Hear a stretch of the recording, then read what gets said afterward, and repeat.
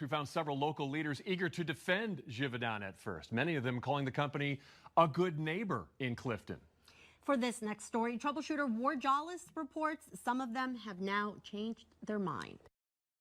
Well, I found a mix of different opinions about this company when researching this story, although I found the best record keeper of all of it was a man named Alex Roberts. He's no historian or city official.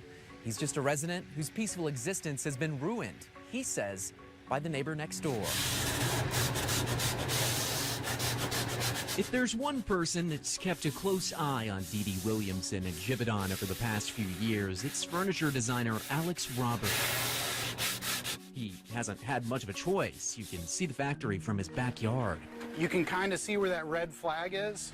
Yeah. That's approximately where the water was coming up above ground. In 2022, water runoff from the factory flooded his entire property. He had to dig trenches in his yard to divert the water. That it soaked all of this. This was all drenched. Then, when the water had nowhere to go and his groundwater pump couldn't handle the strain, it flooded his basement. Roberts documented everything. Those two walls were affected in the laundry room. This is the bathroom. Water was coming from the front bedroom into here. Since Alex has lived in his home on Payne Street, he says he's been constantly dealing with problems from the Givaudan factory. That includes noise problems, too.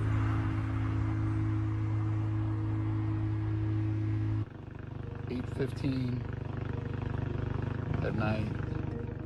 911, Operator Levan, where is your emergency? Payne Street, there's a huge explosion at Givaudan.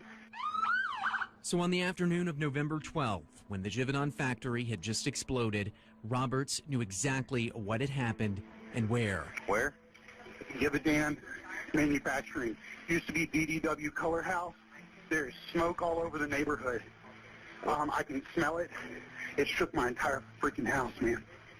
Holy I've been warning them about, I've been warning people about this company for years now. And through open records, we found Roberts wasn't alone in complaining about the company over the years. One caller complained of what looked like raw sewage at one point emanating from a drain near the plant.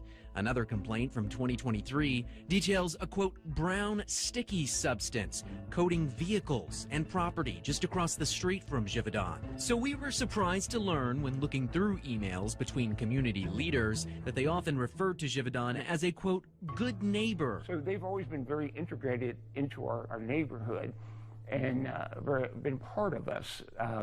So I've always felt very comfortable with them. One of those leaders is Mike O'Leary, president of the Clifton Community Council.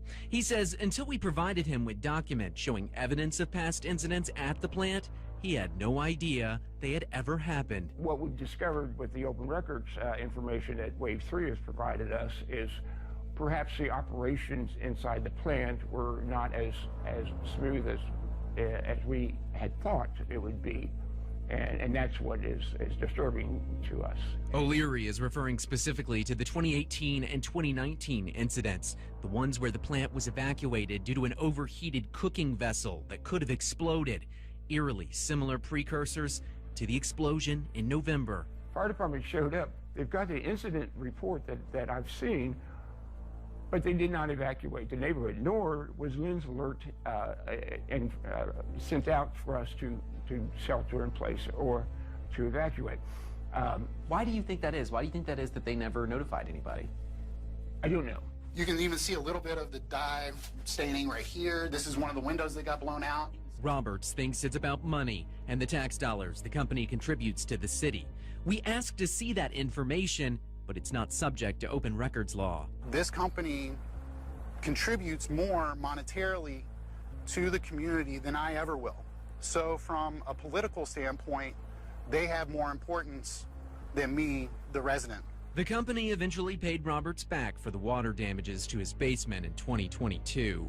Now, 2 years later, they'll be doing the same, only this time from the explosion that shifted his home's foundation and blew out his several windows. They fooled me the first time. The second time, I'm not going to let them fool me. I'm tired of them being in the neighborhood. D.D. Williamson is not a good neighbor. Now, I did reach out to the company for this story. They did not grant us an interview, although they did tell me that over the entire course of their history, they have always tried to be a good neighbor for their community. In Louisville, Ward Jollis, Wave News.